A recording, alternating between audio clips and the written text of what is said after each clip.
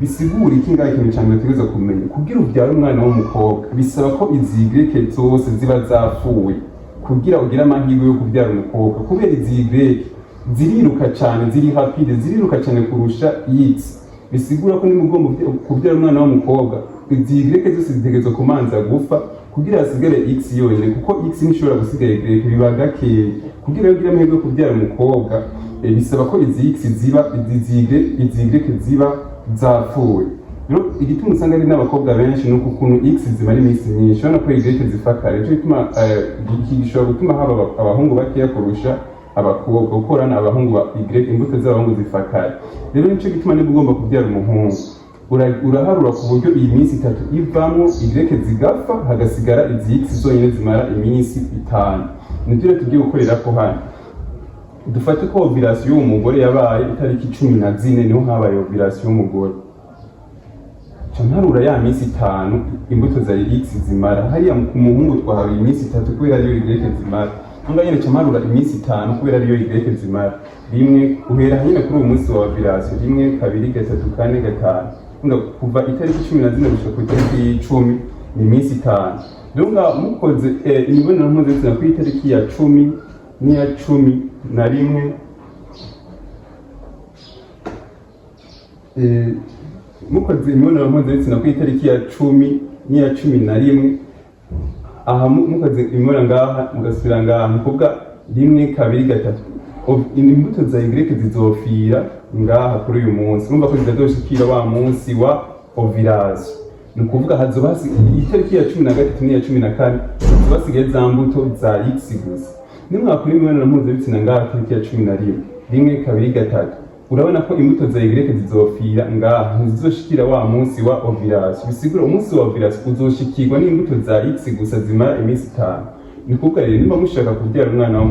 w'umukobwa uharura iminsi 5 uhereye ku munsi wa ovulation rimwe kabiri gatatu kane gatanu muca mukora imibonano mpuzabitsina kuri uyu munsi wa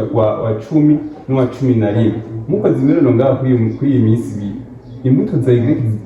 hazogera ku munsi wa ovulation zapfuye zose bisigura ko atamuhungu azoboneka kuko imbuto za Y zizoba zapfuye zose hazoba hasigaye imbuto za X gusa zivamo umukobwa. Rero urumva uharuye rimwe kabiri gatatu kane gatanu urabona ko imbuto za X zizoba zigihari mubikoze ngaha rimwe kabiri gatatu kane umva ku munsi wa 4 imbuto za X zizoba zigihari mwabikora ngano ngaha Y nizoba zigihari kwa rimwe kabiri gatatu umunsi wa ovulation Y nizohashika mubikoze ngaha rimwe kabiri gatatu umunsi wa ovulation Y nizohashika gusa mubikozeho ngaha kuri uyu munsi wa gatatu urana rimwe kabiri gatatu umva ko za mbuto za Y zizoba zigihari kuko zimara iminsi 3. Nivyo rero bakoresha mu ugomba kubyara umwana w'umukobwa ushobora kuba utabitahuye reka tuguha kandi karorero dufate ko uwo mugore ovulation yiwe izoba itariki 11 uyu mugore nimba ovulation yiwe izoba itariki 11 aca harura iminsi 5 inyuma rimwe kabiri gatatu kane gatanu ni ukuvuga ngaha itariki 7 uyu imbuto z'umugabo niba bakora imibonano mpuzabitsina kuri uyu munsi no kuri uyu munsi aha bazabisa amahirwe yo kubyara umukobwa kubera ovulation izoba kuri umunsi wa 11 urubuto rw'umugore ntuzosohoka kugira aboneke umuhungu bisaba ko imbuto zibyara umuhungu zishika kuri uyu munsi mu gihe mubikoze kuri itariki 7 imbuto zitanga umuhungu ntizizoshika kuri uyu munsi zizoba zapfuye kuko mubikoze kuri uyu munsi rimwe kabiri gatatu zizopfa kuri uyu munsi w'9 mubikoze kuri uyu munsi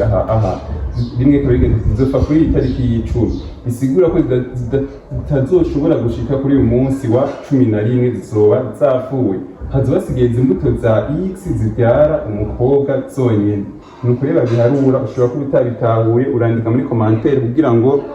tugufashe gutahura uri wenyine cyangwa twandikire kuri nimero tubishyure twitonze muri WhatsApp nuko rero babiharura ubu rero sigo bata mpamvu nimwe kubw'umubyara abakobwa gusa nta mpamvu nimwe kubw'umubyara abahungu gusa kuko uburyo buhari n'ubu aho zose amahirwe arenga 80% yo kubyara igitsina wipfuza. Amazina yanjye ni Irankunda Nelson umunyeshuri mu gisata c'ubuvuzi ufise icyo ubaza icyo uterera cyangwa commentaire byandike hariya turaza kubishura twitonze naho bitaba.